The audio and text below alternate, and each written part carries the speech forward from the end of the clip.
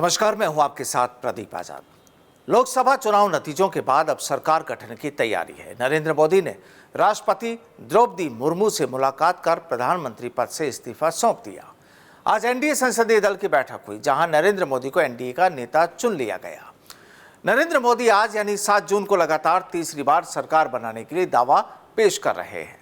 Bharatiya Janata party सरकार बनाने की कवायद में जुटी है, तो वहीं सहयोगी दलों की डिमांड लिस्ट भी सामने आने लगी है। सरकार गठन के लिए अहम एन फैक्टर के दोनों एन यानी चंद्रबाबू नायडू और नीतीश कुमार की अपनी शर्तें हैं, तो बाकी घटक दलों की भी अपनी अपनी डिमांड। अब चंद्रबाबू नायडू की पार्टी ने लोकसभा स्पीकर के साथ सरकार में अहम मंत्रालयों पर दावा ठोकने के साथ ही आंध्र प्रदेश को विशेष राज्य का दर्जा देने की मांग भी उठा दी है।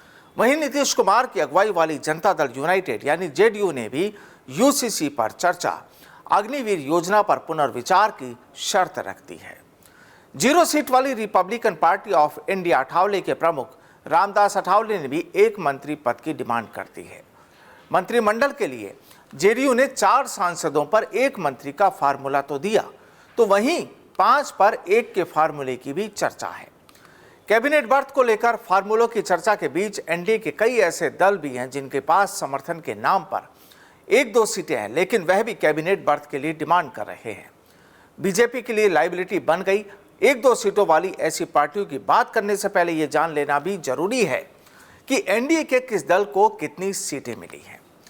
दरअसल बीजेपी की अगुवाई वाले एनडीए को 293 यानी 293 सीटों पर जीत मिली है और इसमें 240 सीटों पर जीत के साथ बीजेपी सबसे बड़ी पार्टी के रूप में नजर आई है यानी उभरी है।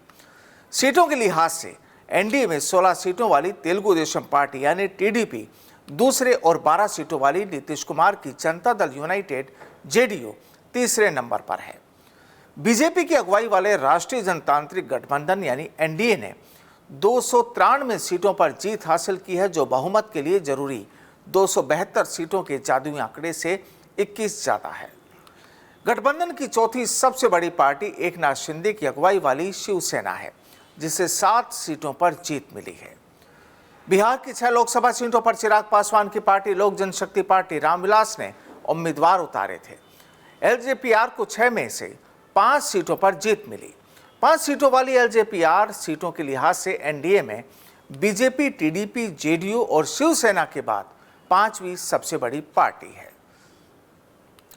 इन दलों के अलावा एनडीए का कोई भी घटक दल 5 सीट के आंकड़े तक भी नहीं पहुंच सका। 1 और 2 सीटें जीतने वाली पार्टियों की तादाद ही अधिक नजर आती है। एनडीए की 10 पार्टियां ऐसी हैं जिनके पास संख्या बल के नाम पर 1 या 2 सांसद ही हैं। पश्चिमी यूपी की सियासत में अच्छा रुतबा रखने वाले राष्ट्रीय लोक दल यानी आरएलडी के 2 सांसद हैं। पूर्व प्रधानमंत्री एचडी देवगौड़ा की पार्टी जनता दल सेक्युलर यानी जेडीएस और पवन कल्याण की अगुवाई वाली जनसेना पार्टी यानी जेएसपी के भी 2 ही सांसद हैं। अनुप्रिया पटेल की अगुवाई वाली अपना दल सोनेलाल जीतन राम मांझी की हिंदुस्तानी आवाम मोर्चा सेक्युलर, अजीत पवार की राष्ट्रवादी कांग्रेस पार्टी एनसीपी, प्रेम सिंह तमांग गोले की सिक्किम क्रांतिकारी मोर्चा SKM, Assam Gana Parishad, all Jharkhand students union यानी आजसू, यूपीपीएल के 1-1 सांसद ही हैं।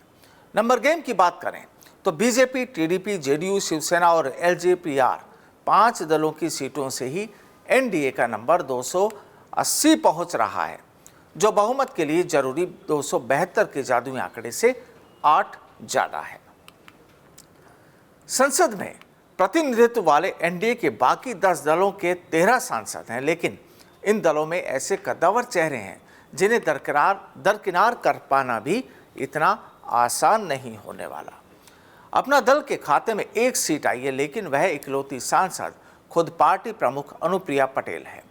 अनुप्रिया पीएम मोदी की दोनों सरकारों में मंत्री रही हैं।